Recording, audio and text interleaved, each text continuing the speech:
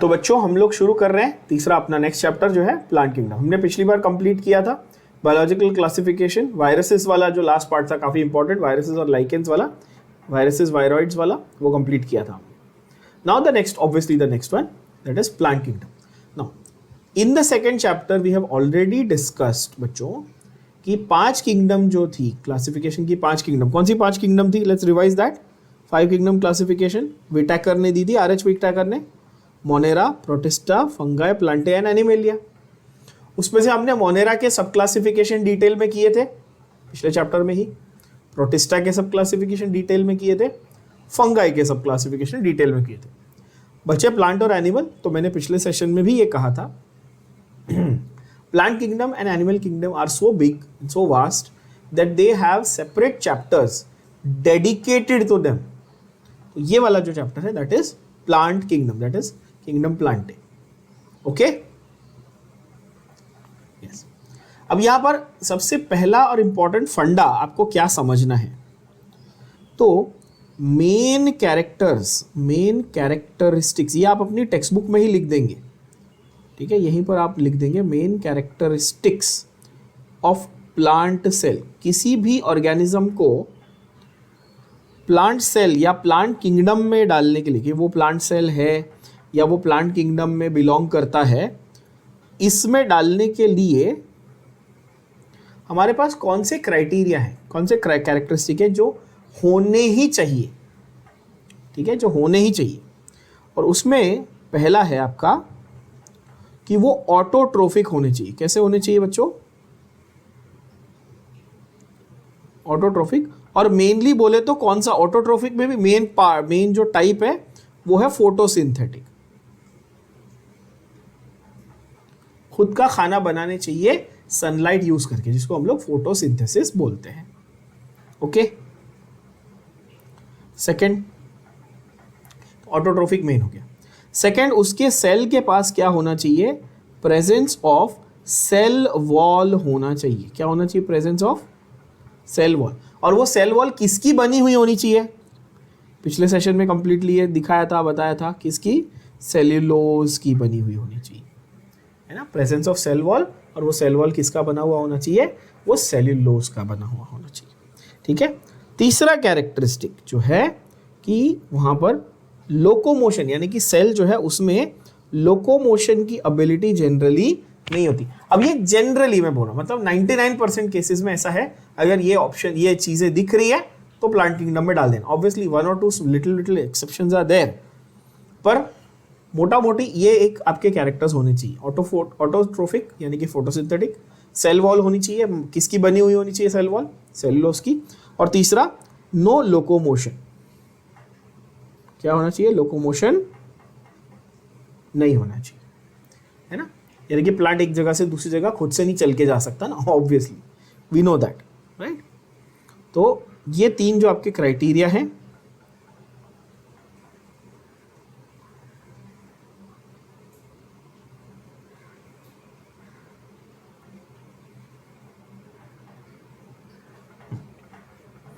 ये है आपके मेन कैरेक्टर्स प्लांट से। तो किसी भी ऑर्गेनिज्म को मैंने प्लांट किंगडम में डालना है ना, तो ये तीनों मेरे को देखने हैं।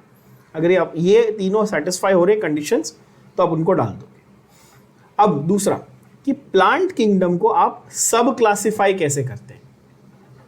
प्लांट किंगडम को आप सब क्लासिफाई किस तरह से करते हैं? So let's see that. Plant kingdom will contain algae, bryophyta, pteridophyta, gymnosperms and angiosperms. ये 5 मेजर कैटेगरीज है, 5 मेजर ब्रॉड कैटेगरीज आपको दिख रही है। बट ये 5 मेजर कैटेगरीज भी एक्चुअली 2 डिविजन्स के अंडर आती है। कौन से? 2 डिविजन्स के अंडर आती है। अब आपको ये भी पता होगा, वापस एक बार रिवाइज करते हैं। आपको ये याद होगा, मैंने आपको हायरार्की लिखवाई थी। किंगडम के बाद क्या आता है? नॉर्मली फाइलम आता है। अगर एनिमल किंगडम में तो फाइलम आता है, लेकिन प्लांट किंगडम में तो क्या आता है बच्चों? डिवीजन आता है। ये किया था हमने। तो प्लांट किंगडम में किंगडम के जस्ट नीचे क्या आएगा? डिवीजन आएगा। तो जब हम लोग क्लासिफिकेशन ऑफ प्लांट किंगडम लिखेंगे ना, तो इस तरह से लिखेंगे, ध्यान से देख लेना जरा। क्लासिफिकेशन ऑफ प्लांट किंगडम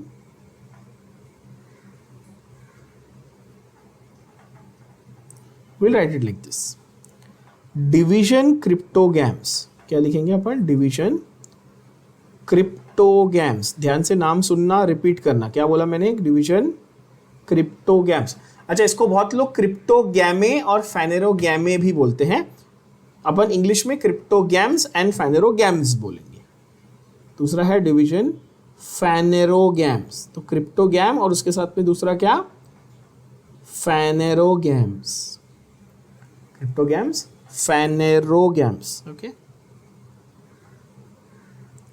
तो इसको हम लोग क्रिप्टोगैमे और फेनेरोगैमे भी बोल सकते हैं। क्रिप्टोगैम्स के अंदर 3 अलग डिविजन्स, कौन से?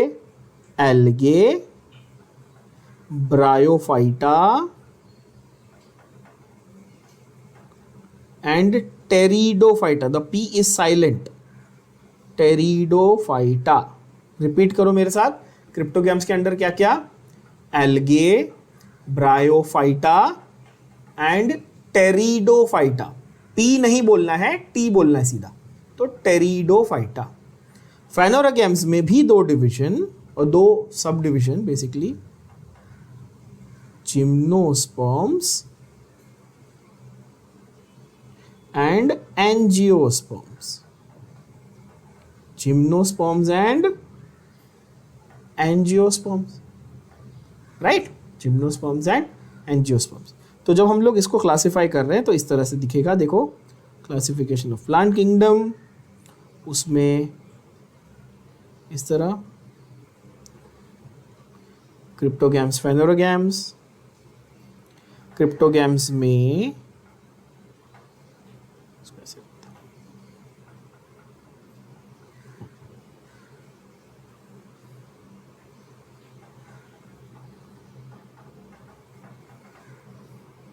Cryptogams and phanerogams. इसको यहाँ पे कर देते हैं थोड़ा सा इस तरह। Yes, okay. Then you have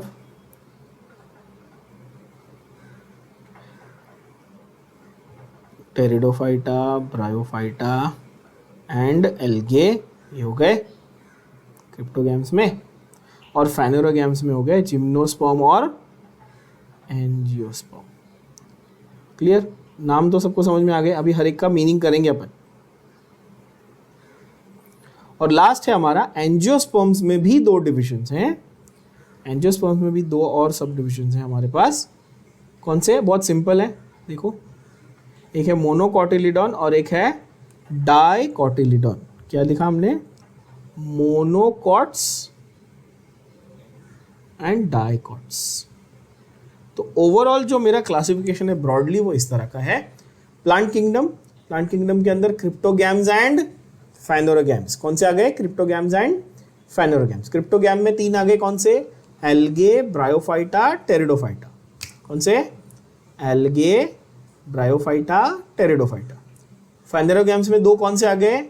gymnosperms, angiosperms. और एंजियोस्पर्म्स के अंदर क्या आ गए? 2 मोनोकॉट्स एंड डाइकॉट्स। क्लियर? बहुत ही simple. Now let's see what how it is given in the text book.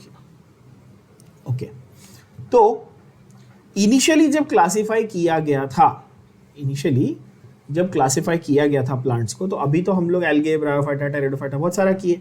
But जब शुरुआत में, जब पुराने टाइम में इसकी क्लासिफिकेशन की गई थी, तो सबसे पहले उन्होंने मॉर्फोलॉजिकल कैरेक्टर्स पे, ये बेसिस पे क्लासिफाई किया था। किस पे? Morphological characters. अब मॉर्फोलॉजी क्या होता है ये मैं आपको ऑलरेडी सिखा चुका हूँ। इट इज एक्सटर्नल फीचर्स, है ना? एक्सटर्नल फीचर्स या एक्सटर्नल अपीयरेंस किया है बच्चों हमने। ये एक्सटर्नल अपीयरेंस या external feature, that is morphology. ठीक है? कैसी मॉर्फोलॉजी? जैसे कि habit, colour, number, shape of leaves etcetera. अब आप बोलोगे सर प्लांट की हैबिट क्या होती है प्लांट की? तो प्लांट की हैबिट का मतलब ये होता है कि वो कौन से जगह में या कौन से कंडीशंस में रहना पसंद करता है। जैसे आपको पता है कि सीजनल होते हैं कुछ प्लांट्स, जैसे आम आपको गर्मी में ही खाने मिलता है, स्ट्रॉबेरी आपको विंटर में ही खाने मिलती है कि नहीं? तो कुछ प्लांट्स का कुछ प्रेफरेंस होता है ना बच्चों, कि वो एक पर्टिकुलर एरिया में ही ग्रो करेगा या एक पर्टिकुलर सीजन में ही ग्रो करेगा।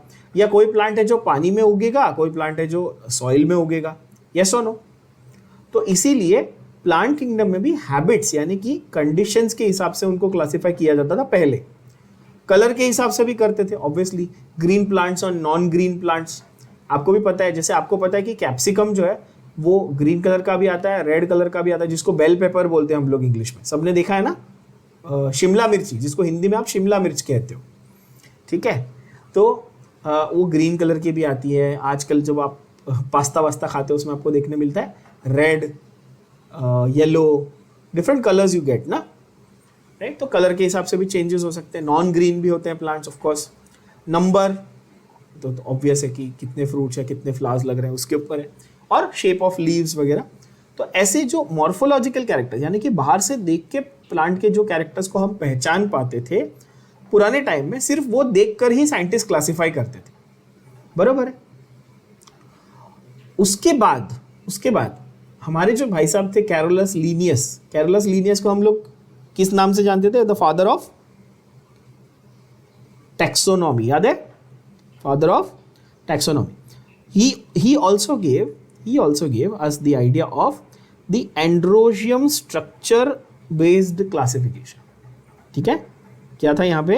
एंड्रोशियम के स्ट्रक्चर के बेसिस पे प्लांट्स को क्लासिफाई करने का फंडा किसने दिया था? लीनियस ने। तो आप बोलोगे सर ये एंड्रोशियम क्या होता है ना? एंड्रोशियम क्या होता है? तो ये याद रख लेना जरा, androecium is the mail part of the flower. क्या होता है एंड्रोशियम? क्या होता है बच्चों? Mail part of the flower, simple भाषा में। अब इसको हम लोग और डिटेल में करेंगे इसी चैप्टर में। Male part of the flower. The word andro means male, the word gyno means female. Gynaecologist क्या होता है? जो लेडीज के स्पेशलिस्ट डॉक्टर होते हैं उनको गायनेकोलॉजिस्ट बोलते हैं ना, राइट। तो गाइनेक और gyno means female, andro means male. क्या ये याद रहेगा आपको? लिख के रख लो। एंड्रो वर्ड का मतलब क्या होता है? एंड्रो का मतलब मेल, और गाइनो GYNO, गाइनो का मतलब क्या होता है बच्चों? फीमेल। तो अगर मैं आपको बोलूं androecium mail part of the flower है, तो गाइनोशियम का मतलब क्या होगा? ऑटोमेटिकली बता सकते हो, female part of the flower हो जाएगा। सिंपल है ना, इजी एकदम, ठीक है। जैसा कि मैं हर बार कहता हूं, रटो मत, समझो। हर वर्ड का मीनिंग है, हर वर्ड का मीनिंग समझ में आएगा तो याद अपने आप रहेगा, रटने की कोई ज़रूरत नहीं पड़ेगी आपको, ट्रस्ट में। चलो, सो ही सेड यार जो एंड्रोशियम है ना, फ्लावर का एंड्रोशियम जो होता है, उसको देखकर भी आप अलग अलग प्लांट्स को क्लासिफाई कर सकते हो। एंड सच सिस्टम्स जो प्लांट की सिर्फ बाहर के ऊपर से उनको देखकर क्लासिफाई कर सकते थे, ऐसे सिस्टम्स को हम लोग आर्टिफिशियल सिस्टम्स ऑफ क्लासिफिकेशन बोलते हैं। बहुत इंपॉर्टेंट लाइन है ये। ऐसे सिस्टम को हम लोग क्या बोलते हैं बच्चों? Artificial system of classification. इसका मतलब क्या है? What do you mean by the word artificial system of classification? The system that separates the closely related species since they were based on a few characteristics. यानी कि artificial systems में क्या होता था कि क्लोजली रिलेटेड स्पीशीज जो है, ठीक है, क्लोजली रिलेटेड स्पीशीज जो है वो भी कभी कभी सेग्रीगेट हो जाती थी, दूर हो जाती थी, क्योंकि हम लोगों का फोकस किस पे होता था? सिर्फ बाहर के जो ऊपर से हम लोग को दिख रहे हैं वो कैरेक्टरिस्टिक्स पे फोकस होता था। एक एग्जांपल देता हूं जो पिछले चैप्टर में हमने ऑलरेडी किया, फर्स्ट चैप्टर में किया।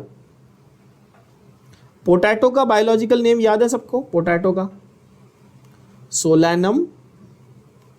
सोलैनम ट्यूबरोसम, ये किया ना हमने बच्चों, सोलैनम ट्यूबरोसम, यस। और ब्रिंजल यानी बैंगन, मैंने आपको बैंगन का नाम भी बताया था, जिसको आप लोग एग प्लांट भी कहते हो। एग प्लांट यानी कि ब्रिंजल, है ना, उसका मैंने नाम बताया था सोलैनम नाइग्रम, और नाइगर भी कहते हैं कुछ लोग, नाइग्रम मेन वर्ड है। इससे ये पता चलता है कि ये दोनों क्लोजली रिलेटेड है, बोलो हाँ कि ना, क्योंकि दोनों का जीनस क्या है? सेम है, यस और नो। पर आपको अगर मैं दोनों दिखाऊं और आपको ये मैं उसका नाम ना बताऊं, समझो, मैंने आपको बायोलॉजिकल नाम नहीं बताया, सोलानम ट्यूबरोसम, सोलानम नाइग्रम नहीं पता था, आपको एक आलू दिखाओ और एक बैंगन दिखाओ साथ में, तो आप कभी जिंदगी में ऐसा बोलते क्या कि ये दोनों आपस में बहुत सिमिलर है? सोच सकते थे ऐसा? दोनों कितने अलग दिखते हैं ना, आलू अंदर से कड़क होता है, बैंगन एकदम सॉफ्ट और मशी होता है, कलर दोनों का एकदम अलग है, एक जमीन के नीचे उगता है, एक जमीन के ऊपर उगता है। कोई उसमें सिमिलैरिटी दिख रही है आपको मॉर्फोलॉजिकल कैरेक्टर में? मतलब बाहर बाहर से देख के कोई भी इंसान बोलेगा क्या कि ये दोनों क्लोजली रिलेटेड है? कभी नहीं, है ना? मॉर्फोलॉजिकल कैरेक्टर्स में तो कोई सिमिलैरिटी नहीं है, पर जब हम लोग उनके रिलेशन को स्टडी करते हैं आपस में, तो हमें पता चलता है कि अच्छा, दोनों का जीनस क्या है, सेम है। इसका मतलब कि दोनों बहुत ही क्लोजली रिलेटेड है ना? तो आर्टिफिशियल सिस्टम पहले था जहां पर बाहर से कैरेक्टर्स देख के बताए जाते थे, पर अभी हमें यह पता चला that this is not acceptable now that we know that vegetative characters are very easily affected by the environment। जो बाहर का अपीयरेंस है ना, पत्ते का कलर, फ्रूट का कलर, फ्रूट का शेप, ये किस पे बहुत सारा डिपेंड करता है? ये एनवायरनमेंट पे भी बहुत बार डिपेंड करता है। बात सही है? तो इसीलिए क्या ये डिपेंडेबल तरीका है क्या क्लासिफिकेशन का? आप बताओ। No, not at all, right? Because अगर वो इतना इजीली अफेक्ट हो जाता है आजू बाजू के एनवायरनमेंट से, तो this is not an acceptable और अ डिपेंडेबल मेथड ऑफ क्लासिफिकेशन। सो हमें क्या जरूरत पड़ी? जब आर्टिफिशियल वाला काम नहीं कर रहा, तो हम क्या करेंगे? ऑब्वियसली हम नेचुरल क्लासिफिकेशन डेवलप करेंगे। Now it make sense, right? Artificial system काम नहीं कर रहा, तो हम नेचुरल क्लासिफिकेशन सिस्टम को डेवलप करेंगे। क्या होता है natural classification system? It is based on the natural अफिनिटीज। अफिनिटीज का मतलब यहां पर रिलेशनशिप्स, आपस में उनके क्लोज रिलेशनशिप्स जो है, उनको हम क्या बोलते हैं यहां पर? Affinities. Yes, affinities is not the correct term here to be used honestly speaking, but here what they mean by they use the word affinity is relationships. तो कई सारे ऑर्गेनिजम्स के बीच में आपस में जो रिलेशनशिप है, उसको जो सिस्टम कंसीडर करता है, उस सिस्टम को हम नेचुरल क्लासिफिकेशन सिस्टम कहते हैं। क्या ये बात क्लियर है? जैसे मैंने आपको अभी एग्जांपल दिया पटेटो और ब्रिंजल का, ये जेनेटिकली काफ़ी सिमिलर है। क्यों? क्योंकि दोनों का जीनस सेम है। तो हम जब ये कंसीडर करेंगे, तो ये बेटर सिस्टम ऑफ क्लासिफिकेशन बनेगा, राइट? तो उसमें क्या करना है? Not only the external feature, सिर्फ बाहर बाहर के फीचर नहीं देखने, इंटरनल फीचर्स भी चेक करने हैं, जैसे कि एनाटमी। एनाटमी का मतलब इंटरनल स्ट्रक्चर। एम्ब्रियोलॉजी, एम्ब्रियोलॉजी का मतलब क्या समझते हो? एम्ब्रियो क्या होता है बच्चों? The developing phase of the organism. ठीक है, सिंपल भाषा में क्या बोलेंगे अपन? किसी ऑर्गेनिज्म का जब डेवलपिंग फेज होता है तो उसको क्या बोलते हैं? एम्ब्रियो, है ना? यानी कि जब जैसे फॉर एग्जांपल मदर के वूम्ब में, यूट्रस के अंदर 9 महीने जब बच्चा बड़ा हो रहा है, पैदा हो रहा है ना, तो पहले वो जाइगोट होता है, फिर वो एम्ब्रियो होता है, यानी थोड़ा सा बड़ा हो गया तो एम्ब्रियो, और जब वो पूरा शेप ले लेता है तो उसको फीटस कहते हैं, है ना? तो एम्ब्रियोलॉजी इज दैट स्टडी कि वो डेवलप कहाँ से हुआ, ऑर्गेनिज्म डेवलप कहाँ से हुआ, पैदा होने से पहले, या कंप्लीटली क्या बोल सकते हैं, डेवलप होने से पहले, जब वो डेवलपिंग स्टेज में था, शुरुआत के स्टेज में था, तो वो कैसा दिखता था, उसके क्या कैरेक्टर्स थे, जब उसको आप स्टडी करते हो तो इसको क्या बोलते हैं? एम्ब्रियोलॉजी। समझ में आ रही बात? Right? And phytochemistry, phytochemistry is plant के जो भी फंक्शनिंग है उसको उसकी केमिस्ट्री को स्टडी करना, दैट इज फाइटोकेमिस्ट्री, राइट? और ये जो सिस्टम है, नेचुरल सिस्टम, ध्यान से देखना, ये जो नेचुरल सिस्टम है जिसको मैंने अभी बोला ना, बहुत ही इंपॉर्टेंट सिस्टम है, ये सिस्टम किसने दिया था? ये बहुत ही इंपॉर्टेंट डायरेक्ट एमसीक्यू क्वेश्चन है। This system of classification of flowering plants was given by Bentham and Hooker. ये नीट में आया हुआ क्वेश्चन है। क्या नाम है? George Bentham and Joseph Hooker. ये दो साइंटिस्ट थे जिनका नाम था Bentham and Hooker, who gave us the natural system of classification. Did you all get this? Everybody, Bentham and Hooker give us the natural system of classification. Natural, ये लिख लो यहाँ पे, क्योंकि ये पैराग्राफ में बहुत अजीब तरीके से दिया है, एक लाइन में लिख दो तो लर्न करने में आसानी होगी। Natural system of classification of plants. Clear?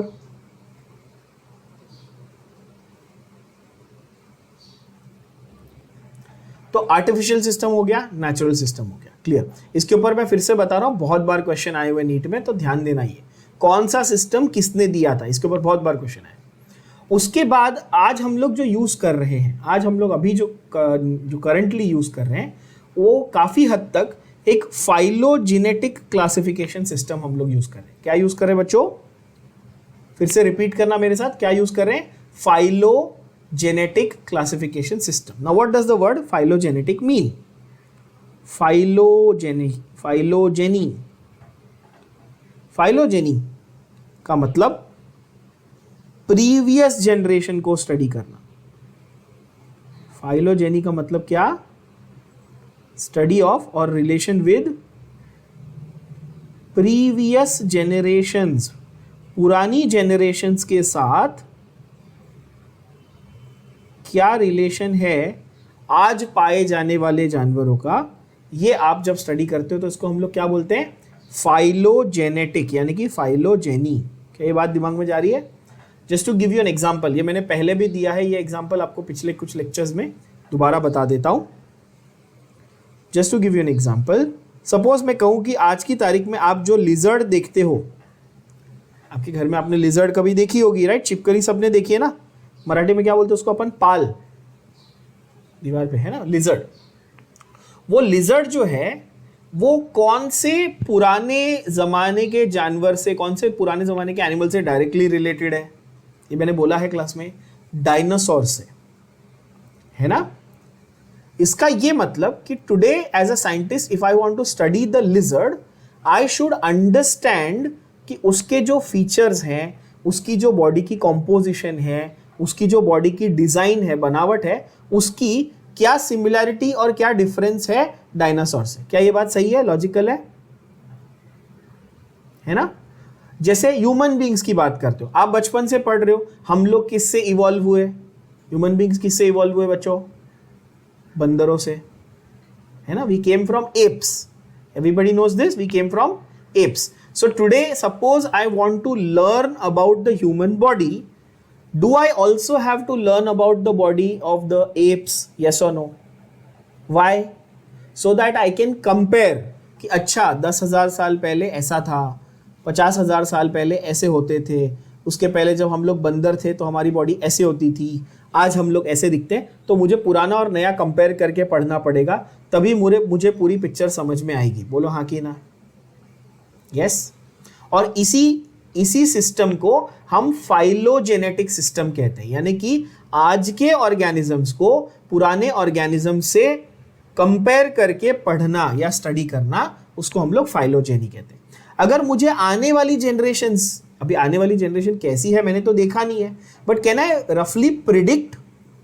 क्या हम प्रिडिक्ट कर सकते हैं साइंटिफिकली कि हो सकता है कि 200 साल बाद ह्यूमन बींग्स ऐसे दिखेंगे, हो सकता है 500 साल बाद ऐसे दिखेंगे। आप सबने साईफाई मूवीज देखी है, राइट? आप सब देखते हो एवेंजर्स की फिल्म वगैरह, उसमें आगे आने वाले सालों के बारे में बताते। एवेंजर्स एंड गेम में 2023 की स्टोरी बताई थी, है ना।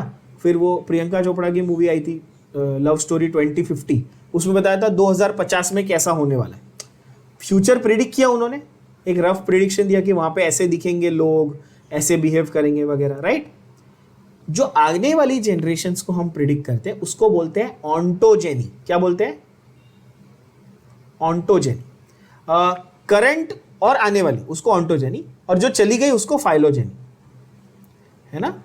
जो प्रीवियस थी, पुराने हैं, उसको क्या बोलेंगे? फाइलोजेनी। जो अभी है या आने वाली है उसको क्या बोलेंगे? ऑन्टोजेनी। क्या बोलेंगे? ऑन्टोजेनी। तो हमारा जो क्लासिफिकेशन सिस्टम है यहाँ पर, वो फाइलोजेनी पे बेस्ड है। इसका मतलब क्या है ये मार्क करेंगे आप। Phylogeny is based on evolutionary relationships between the various organisms. आपको समझ में आ गया? अभी मैंने एवोल्यूशन का एग्जांपल दिया ना, कि हम विकसित हुए यानी इवॉल्व हुए बंदरों से, एप्स से। तो हमारा उनके साथ में एक एवोल्यूशनरी रिलेशनशिप है। क्लियर बात? वैसे ही प्लांट किंगडम में भी ऐसे बहुत सारे प्लांट्स हैं जो पुराने दूसरे ऑर्गेनिजम्स या दूसरे प्लांट से इवॉल्व हुए हैं। जब हम उनको स्टडी करते हैं तो उसको फाइलोजेनेटिक क्लासिफिकेशन सिस्टम कहा जाता है बच्चों। I hope this is crystal clear to all. Very good. Okay, there is another type of taxonomy. Taxonomy तो ऑलरेडी हमने डिटेल में पढ़ लिया था चैप्टर नंबर 1 में। Taxonomy is basically the science of classification and studying them in comparison to each other, उसी को हम लोग टैक्सोनॉमी कहते हैं। टैक्सोनॉमी के भी 3 वैरायटी दिए हुए हैं, ध्यान से देख लेना, बहुत सिंपल है। पहला है न्यूमेरिकल टैक्सोनॉमी। क्या है पहला? Numerical taxonomy. नाम से ही पता चल रहा है, न्यूमेरिकल शब्द से आपको क्या समझ में आ रहा है बच्चों? Numbers. Yes, very good, numbers and codes. तो इसमें क्या होता है न्यूमेरिकल टैक्सोनॉमी में? Number and codes are assign to all the characters and then उसका डेटा जो है वो प्रोसेस किया जाता है। Let me give you a very simple example. Plant kingdom में आप इसको कैसे अप्लाई करोगे? एक कॉमन सेंस वाली बात करो, ठीक है। जैसे महाराष्ट्र में अपने यहाँ पे रत्नागिरी के अल्फांसो आम है ना, हापुस आम बहुत फेमस होते हैं, सबको मालूम है, सबने सुना है ये। हाँ, अलग अलग वैरायटी के आम होते हैं हर जगह। कोई हापुस खा रहा है, कोई केसरी खा रहा है, कोई लंगड़ा आम खा रहा है, अलग अलग। अगर मैं आपको बोलूँ एज अ साइंटिस्ट, आप क्या करो कि पूरे स्टेट का आप एक डेटा बनाओ कि भाई पूरे स्टेट में इस बार 10 लाख आम हापुस वैरायटी के हो गए, 5 लाख आम ये वैरायटी के हो गए, 2 लाख आम ये वैरायटी के हो गए। तो आपने क्या किया? आपने नंबर्स में उसको क्लासिफाई कर दिया। बोलो हाँ कि ना? सिंपल बात होगी ना ये तो, कि कौन सी वैरायटी का कौन सा प्लांट या कौन सा फ्रूट मेरे को कितनी क्वांटिटी में मिला, एकदम सिंपल। तो मैंने उसके कैरेक्टर को, उसकी क्वालिटी को सीधा नंबर से कोरिलेट कर दिया, एकदम इजी। और एक तरीका देखो, एक फार्मर है, वो खेती में शिमला मिर्च उगा रहा है, और मैं आपको बोलूँ जाओ उसके फार्म का एनालिसिस करो और बताओ कि कौन से कलर का कितना शिमला मिर्ची उगा। आपने बोला ठीक है, मैं कलर को एक कोड असाइन कर दूंगा, ग्रीन वाले को नंबर 1, रेड वाले को नंबर 2, येलो वाले को नंबर 3, ऐसे। तो नंबर 1 कोड वाला यानी कि ग्रीन वाला इतना क्वांटिटी आ गया, रेड वाला इतना क्वांटिटी आ गया, येलो वाला इतना क्वांटिटी आ गया। तो ऐसे मैं पूरा एक डेटा बना के उसको कंप्यूटर में फीड कर दूंगा, तो कंप्यूटर मुझे बता देगा कि इतने खेत में इतना कैप्सिकम बना, उसमें से ग्रीन वैरायटी ये वाली थी, इतनी परसेंट थी, रेड वैरायटी इतनी परसेंट थी, येलो वैरायटी इतनी परसेंट थी। इससे मेरा क्या फ़ायदा होगा as a farmer? I know कि मार्केट में डिमांड कौन सी वाली है, और मैं उस हिसाब से ज़्यादा कौन सा वाला उगाना है वो बता सकता हूँ। बात सही है ना? और दूसरा, एज अ साइंटिस्ट आप स्टडी करके ये भी बता सकते हो कि कौन सी वैरायटी ज़्यादा कॉमन है, कौन सी वैरायटी ज़्यादा रेयर है। यस और नो बच्चों? And same way I give you 2 example, same way you can have many examples. आपके पास गुलाब है, रोज़, गुलाब का फूल, रोज़ का जो फ्लावर है, येलो कलर के रोज़ होते हैं, आप सब खरीदते हो, Valentine's Day red rose, yellow rose, friendship rose, है ना, वो सब टाइम पास चलते रहता है आप लोग का। तो कैसे आपको पता है ना, हर एक कलर का अलग अलग प्रोडक्शन होगा। तो ये कैरेक्टर्स को हम लोग नंबर या कोड्स डाल के प्रोसेस करते हैं, तो हमें पता चलता है कौन सी वैरायटी का, कौन सा प्लांट, कौन सी क्वालिटी का कितने क्वांटिटी में बन रहा है। सिंपल। ये तो प्लांट किंगडम की बात होगी। सेम लॉजिक आप एनिमल किंगडम को भी लगा सकते हो ऑफ कोर्स, बट यहाँ पर हम लोग प्लांट किंगडम की बात करें। ओके, यहाँ पर क्या होता है कि फायदा ये है कि जब हम लोग नंबर असाइन कर देते हैं तो at the same time hundreds of characters को हम लोग एक साथ स्टडी कर सकते हैं, क्योंकि अब कंप्यूटर से प्रोसेसिंग से स्टडी हो रहा है, तो हमारा काम काफ़ी ही आसान हो जाता है ना। उसके बाद जो सेकेंड वैरायटी है टैक्सोनॉमी की, वो है साइटो टैक्सोनॉमी। क्या वैरायटी है बच्चों? Cyto taxonomy. तो साइटो शब्द का मतलब क्या है? साइटो वर्ड का मतलब है सेल। क्या है साइटो टैक्सोनॉमी? यानी कि साइटो वर्ड का मतलब क्या है? सेल। तो cyto taxonomy is directly based on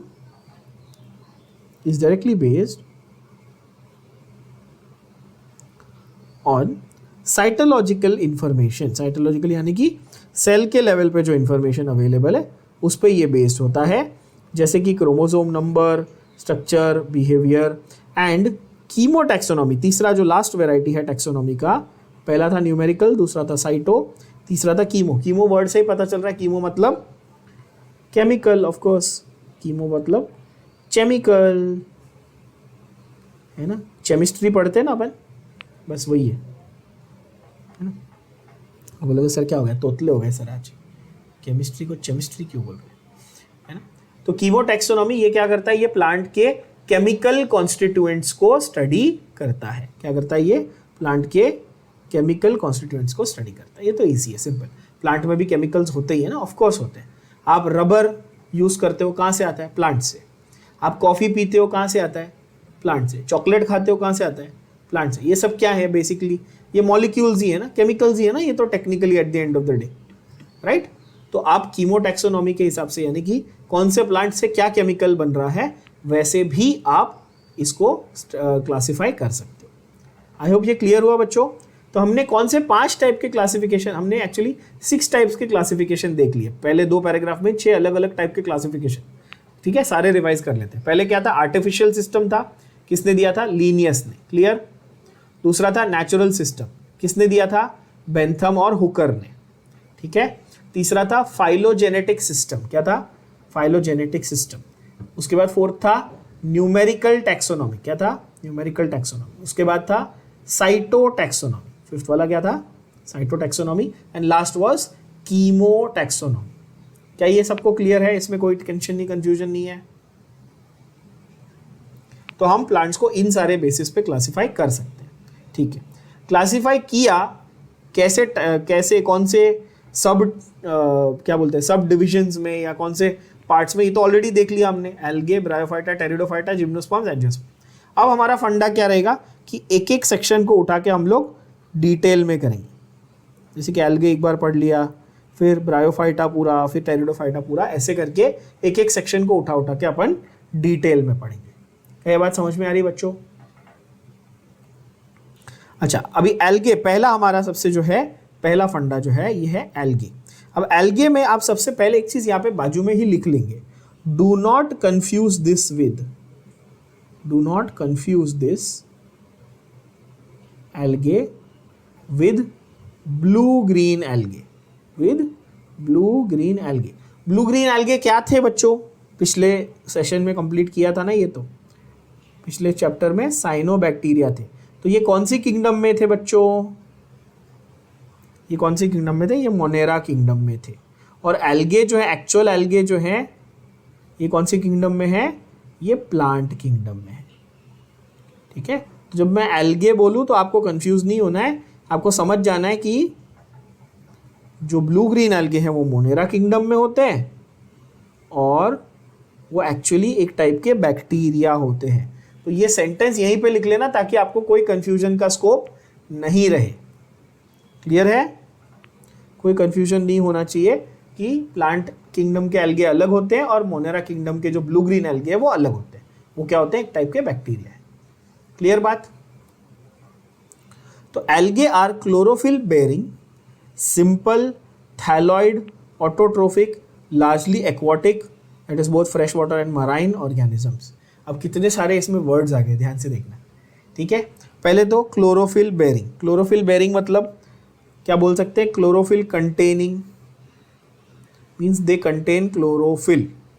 तो जनरली इनका कलर क्या रहेगा, जनरली इनका कलर रहेगा ग्रीन, जनरली, क्योंकि क्लोरोफिल की भी बहुत सारी वेराइटीज़ है, ज़रूरी नहीं कि हर बार ग्रीन ही हो। क्लोरोफिल ए बी सी अलग अलग होते हैं, वो तो ग्रीन होते हैं, बट उसके अलावा देर आर कैरोटेनॉइड्स, ज़ैंथोफिल्स वगैरह, जिसके अलग कलर्स भी होते हैं पिगमेंट्स के, ठीक है। तो यहाँ पर क्लोरोफिल बोला है तो majority green, there are other colour algae also, will do that. उसके बाद simple thalloid, simple thalloid, simple thalloid का मतलब क्या है, सिंपल थैलॉइड यानी कि जो प्लांट का, प्लांट बॉडी जो है उसकी क्या है, प्लांट बॉडी जो है हैज सिंपल स्ट्रक्चर। क्या बोला मैंने, प्लांट बॉडी जो है उसका स्ट्रक्चर कैसा है, बहुत ही सिंपल है। तो हम लोग कौन सा वर्ड यूज करते हैं, थैलॉइड। कौन सा वर्ड यूज करते हैं बच्चों, थैलॉइड, ठीक है। तो पहला पॉइंट था कि दे विल कंटेन क्लोरोफिल, पहला पॉइंट था that they will contain chlorophyll. दूसरा पॉइंट था कि उनकी प्लांट बॉडी जो है वो सिंपल स्ट्रक्चर वाली है, यानी कि थैलॉइड स्ट्रक्चर है। अब जिन बच्चों को थैलस या थैलॉइड का मतलब नहीं समझा उनके लिए बता दूं, जैसे आपको मैं बोलूं ह्यूमन बॉडी का स्ट्रक्चर कैसा है, ओवरऑल स्ट्रक्चर आप कैसे डिफाइन करते हो, तो आप बोलते हो ह्यूमन बॉडी में सर हेड होता है, नेक होता है, टॉर्सो होता है, अपर लिम्स यानी कि हैंड्स और लोअर लिम्स यानी कि लेग्स होते हैं। करेक्ट है? तो आपने क्या डिफाइन किया, आपने ओवरऑल एक स्ट्रक्चर, एक बेसिक आउटलाइन बता दिया कि हर ह्यूमन बीइंग के बॉडी में ये चीजें होती है। बरोबर बोल रहा हूं मैं, है ना? एक हेड होता है, एक नेक होता है, टॉर्सो होता है ना, फिर हाथ होते हैं, पैर होता है। करेक्ट है? ये क्या बताया आपने, ये बॉडी स्ट्रक्चर बताया। करेक्ट बोल रहा हूं? सेम वे जब आपको मैं बोलूं प्लांट का बॉडी स्ट्रक्चर डिफाइन करो, तो आप कैसे बोलेंगे बच्चों? आप बोलेंगे सर हर प्लांट में रूट्स होते हैं, स्टेम होता है, ब्रांच होते हैं, लीव्स होते हैं, फ्रूट्स मे और may not be, flowers and fruits may और may not be there, but root, stem, branch, leaves ये तो होता ही है। ऐसा आप नॉर्मली बोलते हो? बोलो हाँ कि ना। यस, नॉर्मली आपके दिमाग में प्लांट, पर रियलिटी क्या है? रियलिटी ये है कि व्हेन यू से plant you immediately think of trees. आपके दिमाग में ट्री आता है ना, ट्री, झाड़, तो आप सोचते हो अच्छा उसका रूट होगा, उसका स्टेम होगा, उसके लीव्स होंगे। बट क्या दुनिया में सारे प्लांट झाड़ ही होते हैं क्या? छोटे वाले भी हो सकते हैं ना, जैसे एल्गे बहुत छोटे होते हैं ना, है कि नहीं? तो जब आप प्लांट बॉडी, जैसे ह्यूमन बॉडी को आपने डिफाइन कर दिया ना, हेड, नेक, टॉर्सो, वैसे जब आप प्लांट बॉडी को डिफाइन करते हो ना, रूट, स्टेम, लीफ, तो इस डिफिनेशन को, इस बॉडी स्ट्रक्चर को हम क्या बोलते हैं? थैलस। क्या बोलते हैं बच्चों? थैलस। प्लांट की बॉडी के स्ट्रक्चर को क्या बोलते हैं? थैलस। तो थैलॉइड का मतलब तब बोलेंगे जब एक वेल डिफाइंड स्ट्रक्चर नहीं है। समझे बात को? जब एक वेल डिफाइंड स्ट्रक्चर नहीं, तो आप क्या बोलेंगे? तब आप थैलॉइड बोलेंगे। तो एल्गे के अंदर वेल डिफाइंड स्ट्रक्चर होता है क्या? नहीं होता है, इसलिए उसको थैलस नहीं बोल के क्या बोलेंगे हम लोग? थैलॉइड बोलेंगे। क्या ये बात गई भेजे में अभी? अब आप पूछोगे सर वेल डिफाइंड नहीं मतलब क्या? तो मतलब ये कि एल्गा है, छोटा जो प्लांट है एल्गा, उसको देख के आप नहीं बता सकते कि अच्छा ये इसका रूट है, ये इसका स्टेम है, ये इसका लीफ है। आप ऐसा नहीं बता सकते, है कि नहीं? एनिमल्स में भी तो ऐसा होता है ना। आपको अगर मैं एक अर्थवर्म दे दूं, उठा के अर्थवर्म, तो आप उसको देख के तुरंत बता पाओगे क्या कि अच्छा ये इसका सर है, ये इसका पैर है, ये इसका हाथ है? नहीं ना, वेल डिफाइंड नहीं है ना बच्चों। उसके बॉडी का स्ट्रक्चर हमारे जैसा है क्या? वेल डिफाइंड है? नहीं, है ना? तो जैसे एनिमल किंगडम में भी सिंपल और कॉम्प्लेक्स होता है ना, वैसे प्लांट किंगडम, तो एल्गा सबसे सिंपल है, तो इसीलिए उसका जो बॉडी स्ट्रक्चर है प्लांट का, वो थैलॉइड है, यानी कि बहुत ही प्रिमिटिव, बहुत ही सिंपल टाइप का बॉडी स्ट्रक्चर है, जहां पर आप रूट, स्टेम, लीव्स, इन चीजों को अलग अलग नहीं डिफाइन कर सकते हो। आई होप ये एकदम क्रिस्टल क्लियर हुआ, मीनिंग समझ में आया सबको थैलॉइड शब्द का? ओके। ऑटोट्रोफिक शब्द का मीनिंग तो सबको मालूम है। ऑटोट्रोफिक यानी कि they will make their own food, they will prepare their own food, है ना? एक इंपॉर्टेंट यहां पर पॉइंट आप नोट करिएगा सब लोग, यहां पर आपके बुक के टॉप पे यहां पर नोट। हाँ, plant cell stores food in the form of, कैसे स्टोर करता है? Form of starch. ये हमने किया हुआ है। मैं आपको कुछ चीजें ऐसी बार बार रिपीट करके लिखवाता रहूंगा। क्यों?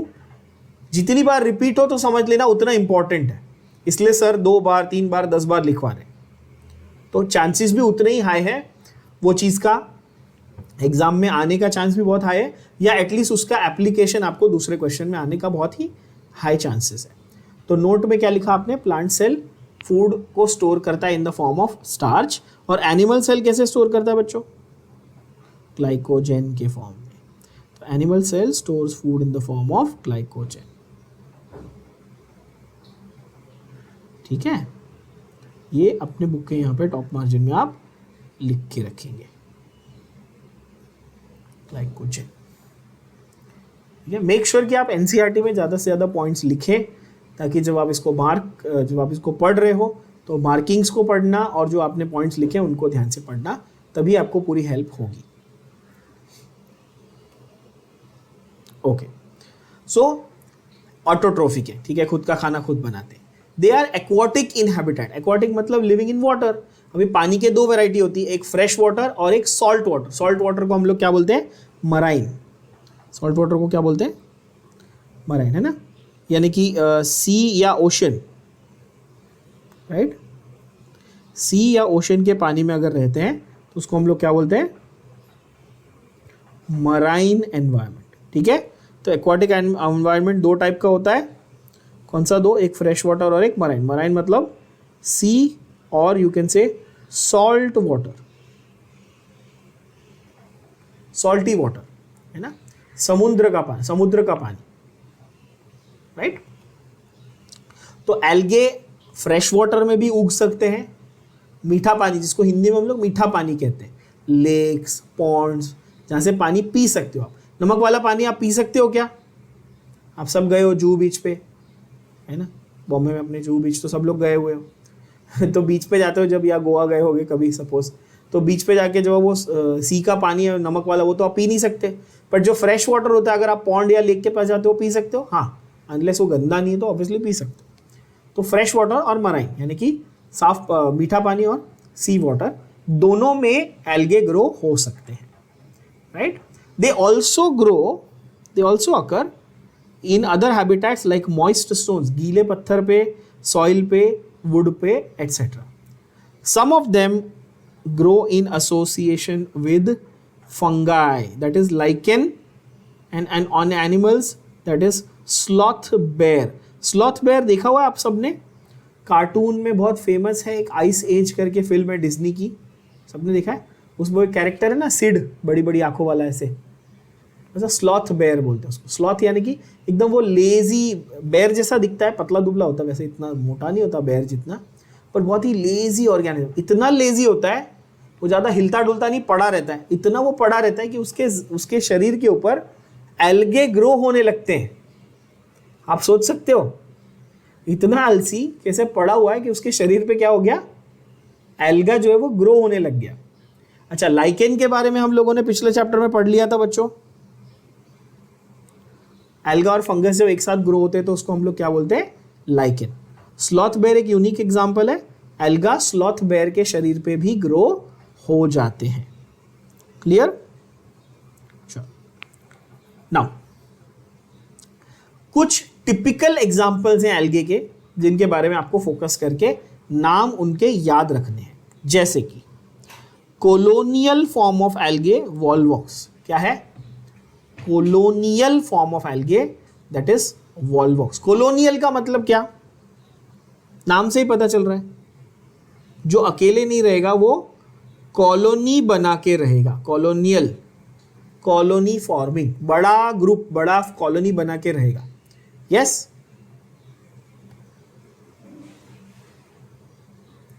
बड़ा ग्रुप या बड़ा कॉलोनी बना के जो रहेगा उसको क्या बोलेंगे?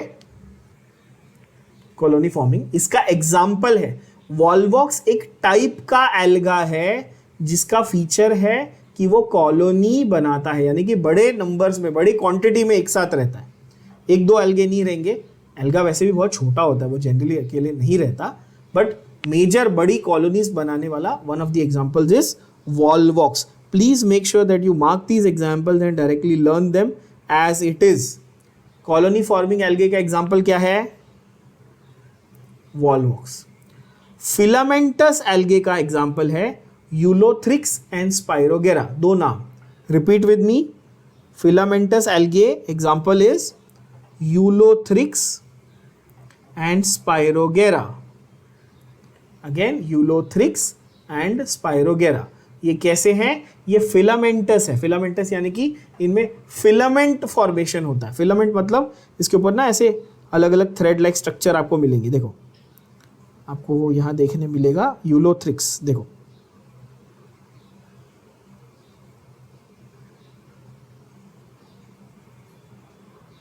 सेकेंड वाला,